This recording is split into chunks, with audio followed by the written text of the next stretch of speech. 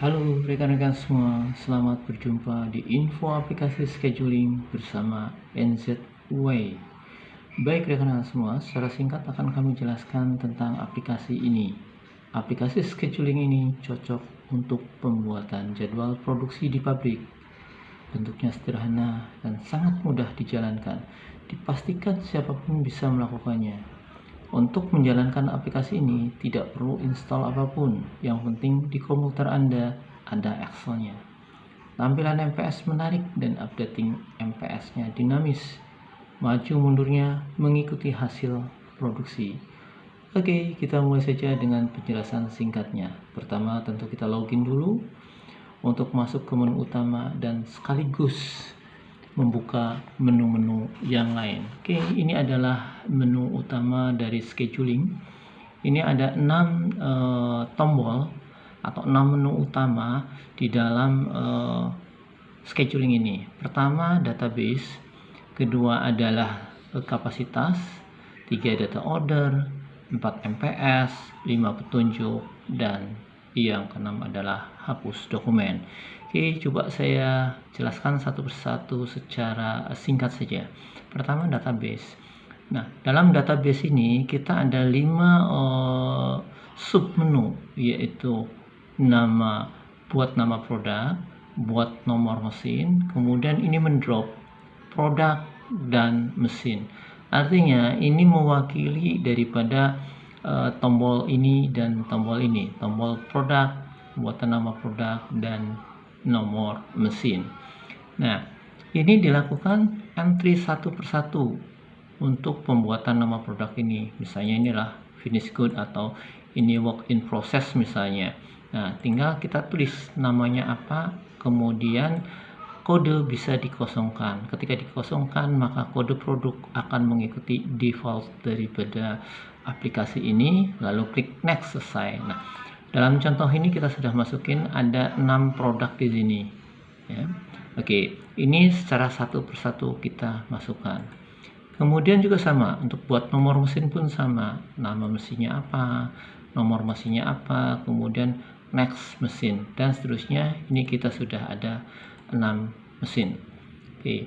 Kemudian yang ketiga, ini adalah tombol untuk drop produk dan mesin. Jadi semisal rekan-rekan semua punya data entah dari sumber mana, dari misalnya dari Excel yang sekarang ada di tempat rekan-rekan semua, atau dari Accurate barangkali, itu bisa di copy paste saja ke sini di template ini, yaitu untuk data produk dan data mesin, lalu di drop saja, hanya mengklik tombol drop produk dan tombol drop untuk mesin, maka dia akan langsung masuk kepada aplikasi ini. Ini berikutnya adalah tools. Tools di sini yang dimaksud tools adalah bahwa ini kita tinggal meng-create saja toolsnya aja.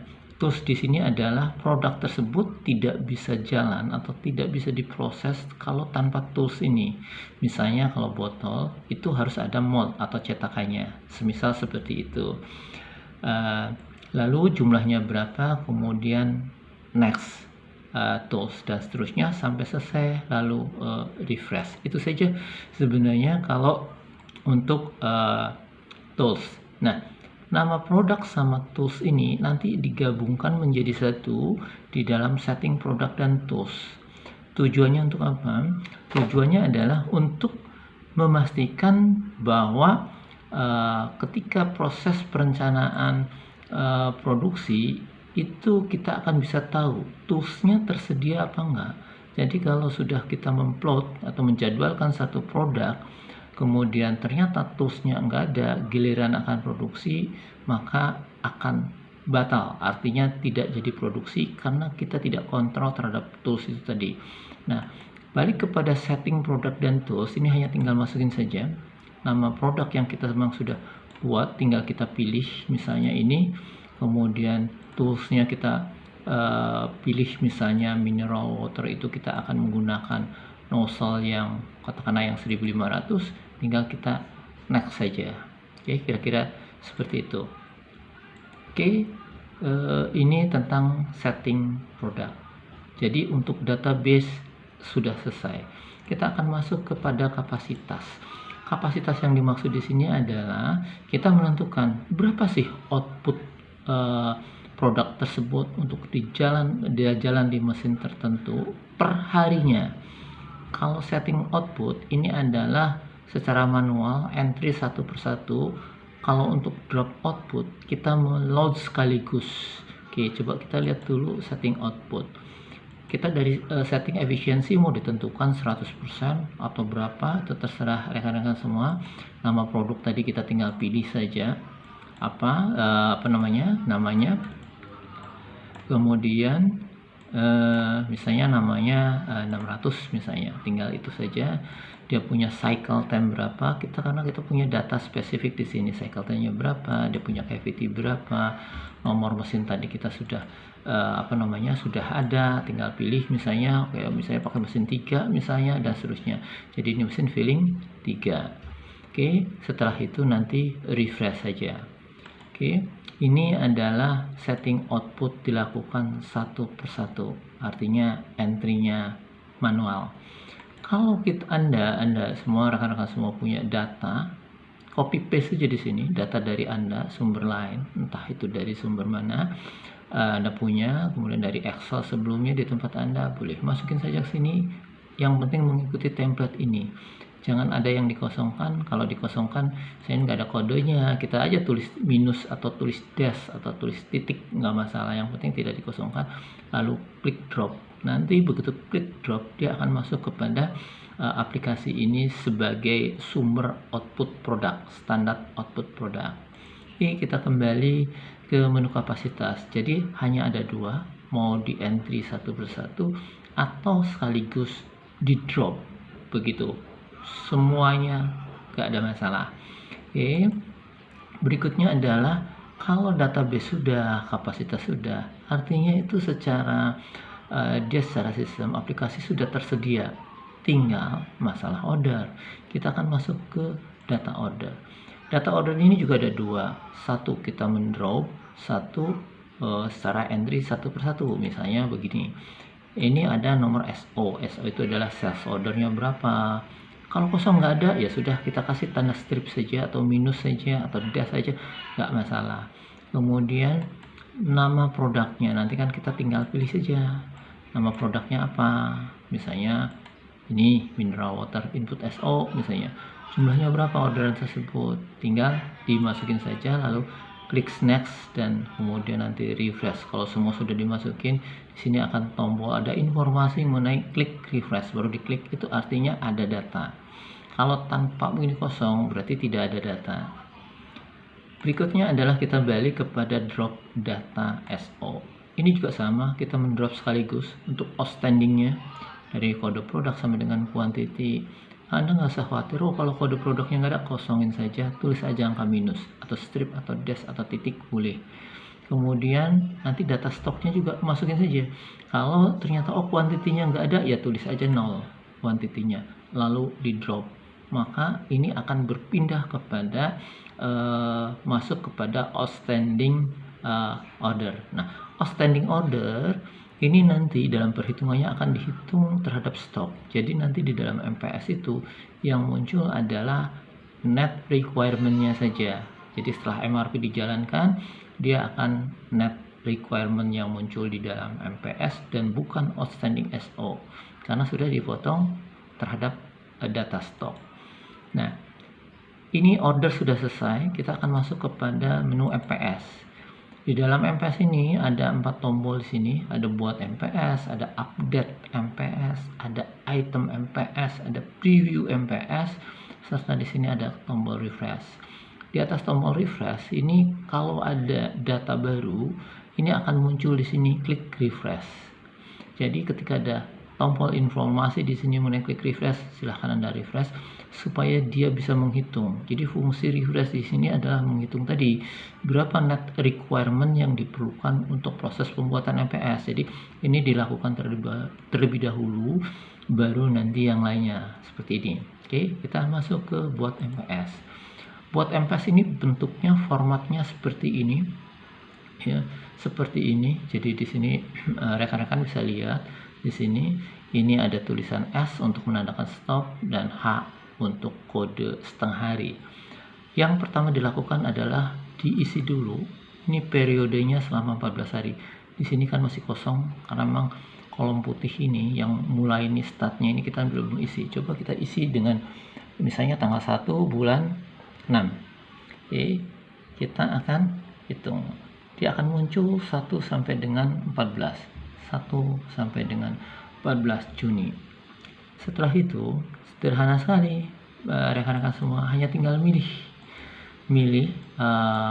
ini data ini, list ini adalah item-item yang ada net requirement-nya, yang ada kebutuhan untuk diproduksinya. Kalau tidak ada, maka dia tidak muncul. Semisal rekan-rekan semua di dalam sistem Bapak ada katakanlah 1000 misalnya, 1000 item produk. Dari 1000 itu hanya 100 misalnya yang memiliki outstanding atau net requirement-nya. Jadi yang harus diproduksi, maka yang akan muncul udah 100 dan bukan 1000. Oke, salah satu contohnya misalnya kita ambil yang botol polos dulu. Ada ini harus produksi botol polos PET 300. Ini akan muncul dengan sendirinya. Outstanding ini atau net requirement ini. Mesinnya adalah mesin 4 karena direkomendasikan. Tapi kita bisa change mesin itu menjadi mesin berapa. Tinggal kita pilih saja. Mesin kita mau ganti ke mesin apa. Itu bisa. Tidak ada masalah. Ya. Oke, kemudian kita tinggal isi quantity ordernya. Apakah 119.000 ini kita akan bikin semua atau tidak? Coba kita bikin semua. 119.000. Oke ya, ini ada 119.000. Oke, quantity order. Ini kapan akan dimulai? Tanggal 1, tanggal 2, tanggal 3. Misalnya tanggal 1. Kita masukin tanggal 1 bulan 6. Oke, kita akan masukin tanggal 1 bulan 6. Maka dia akan mulai tanggal 1 dan terakhir produksi tanggal 9. Jadi di sini finish date atau tanggal terakhir produksi adalah tanggal 9. Oke, berikutnya lagi misalnya yang lain misalnya yang kalau tadi PET 300 botol polos sekarang yang 600 misalnya. Oke, secara default dia akan ada di mesin 5. Mesin 5 ini dari mana? Dari ketika kita mengisi database untuk kapasitas. Dia akan ditentukan mesin 5. Kalau mau diganti juga bisa, tinggal dipilih aja mesin mana yang kita mau ganti. Oke, kemudian ini ada 109 outstandingnya atau requirement-nya untuk diproduksi 109. Ternyata kita mau bikin 90.000 aja misalnya. Jadi kita nggak dibuat semua 90.000 saja. Kapan ini mulai kita? Mulainya katakanlah tanggal 3 bulan 6. Oke, tanggal 3 bulan 6 dia akan mulai tanggal 3 bulan 6 sampai terakhir tanggal 7. Ini adalah MPS-nya sederhana seperti itu. Oh, rupanya nanti katanya tanggal 5 di sini. Ini hari libur. Hari libur ini kan dia harus stop. Harus stop, kita harus masukin kode S. Untuk stop itu S. Jadi di tanggal yang libur, semisalnya libur, kita masukin huruf S saja. Sudah. S saja, kita enter, selesai. Maka dia akan kosong pada tanggal 5 karena dia libur. Ini akan bergeser tentunya. Yang sebelumnya tanggal 9 ini harusnya udah terakhir produksi menjadi tanggal 10 karena di tanggal 5 adalah libur. Oh, kita nggak jadi libur. Masuk, ya kita hapus saja. Dia akan kembali kepada posisi semula. Kira-kira seperti itu. Oke, ini dari MPS kita udah bikin. Kemudian kita mau verifikasi. Apakah data MPS yang kita sudah bikin itu sudah mengisi semua requirement order nggak? Jadi ada kebutuhan nggak? Coba kita lihat ya. Jadi Anda tinggal ini yang sudah dijadwal. Ini adalah net requirement-nya. Kemudian kita lakukan refresh. Oke, kita refresh akan masuk ke sini. Itu yang baru terjadwal ini. Kemudian balance-nya adalah ini yang merah ini. Jadi yang merah ini kita belum jadwal. Jadi di sini kita hanya mau memastikan apakah yang kita jadwal itu sudah masuk semua atau belum. Kelebihan atau kekurangan jadwal, kira-kira seperti itu. Bisa dilihat dari balance ini. Oke, kita kembali ke menu MPS. Ketika MPS sudah dibikin, baru kita lakukan update MPS. Ini adalah update MPS. Oke ya. Nah, misalnya update MPS ini yang sudah terjadwal. Oke, ada tadi kita bikin jadwal ini dan bikin ini. Masing-masing adalah ini. Jadi untuk planning ini yang warna biru, yang putih adalah kita untuk entry atau input hasil produksi. Kemudian yang update planning ini adalah pergeseran nanti yang akan terjadi ketika input produksi ini dilakukan. Misalnya pada tanggal 1 Juni ada hasil yang seharusnya itu 14.400. Oh, ternyata hasilnya karena ada problem mesin segala macam cuma dapat 2.000 misalnya. Ini 2000, ini cuma dapat 2000. Apakah yang kuning ini akan bergeser? Kita coba lihat. Kita enter saja, maka dia akan bergeser. Begitu seterusnya. Kalau ini juga, oh ternyata cuma dapatnya 1500 misalnya. Begitu, maka dia akan bergeser lagi dan seterusnya. Seperti itu. Ini yang kita sebut dengan updatingnya itu dinamis. Dia mengikuti hasil produksi. Jadi kalau ini kita katakanlah kita hapus lagi, maka dia akan kembali kepada posisi semula. Kira-kira seperti itu. Oke, ini tentang updating MPS. Kemudian kita kembali ke menu MPS. Nah, ini tadi item ini kita sudah, yang tadi sudah. Kemudian ini kita kembali lagi kepada item MPS. Lalu ini preview, ini sebenarnya hanya untuk kita mau mencetak saja. Yang kita cetak adalah bukan seluruh tampilan, tapi yang memang ada isi schedule-nya saja, isi produknya saja. Jadi kalau ini ada 2, yang muncul 2, kalau ada 5 ya akan 5 dan seterusnya, kira-kira seperti itu. Oke, ini untuk menu MPS selesai. Kemudian kita berikutnya adalah hapus dokumen.